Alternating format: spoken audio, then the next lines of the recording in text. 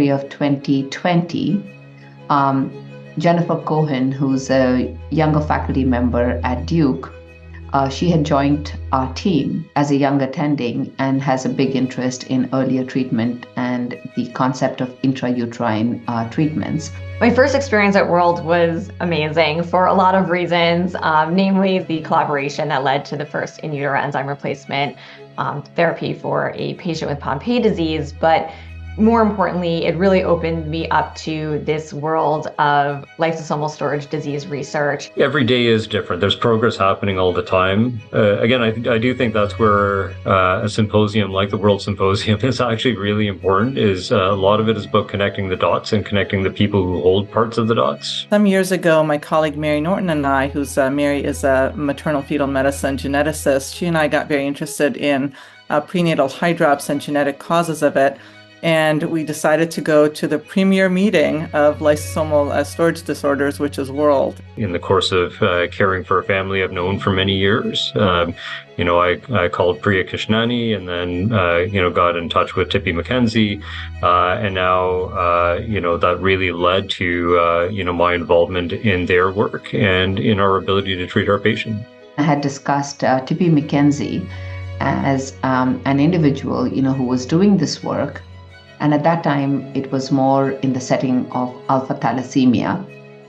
However, there was the preclinical work which had been done for MPS 7. We called Dr. McKenzie and we got on the phone all together and kind of had a conversation about how can we collaborate with Duke's expertise in lysosomal storage disease, their expertise in fetal treatment.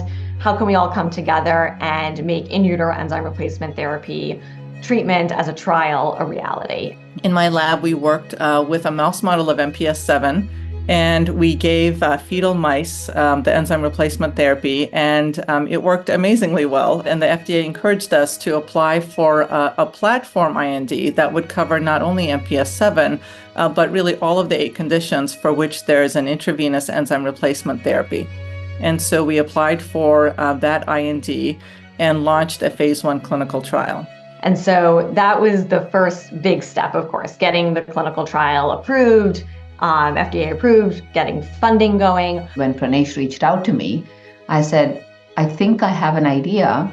And, there is this concept of intrauterine treatment. We have an IND. We should talk more about this. And a few weeks after launching that phase 1 clinical trial, we got a phone call from our colleagues at Duke and Canada. So this is a family that Dr. Chakraborty had been taking care of for years, and they had their third pregnancy that was affected with infantile onset Pompe disease. And the family was, of course, looking for a new solution, and they heard about our clinical trial. And so we talked about whether or not it was feasible to enroll this family. And so we said, okay, well, let's meet with the family and tell them about the study. And so we had a Zoom call with the family and told them about, this new clinical trial we had, and just saying, nobody has ever been treated with this yet before birth.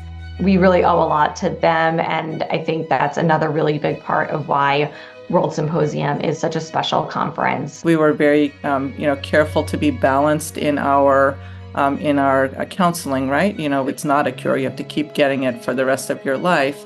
But perhaps it could, improve some of the cardiac outcomes. Perhaps it can improve some of the immune problems that patients with infantile onset Pompe face. And perhaps you can, be part of the process of bringing a new therapy to a whole, class of diseases.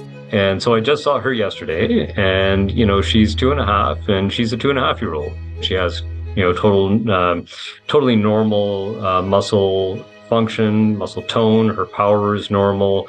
On the standardized testing, she's, fine from a neuromuscular point of view.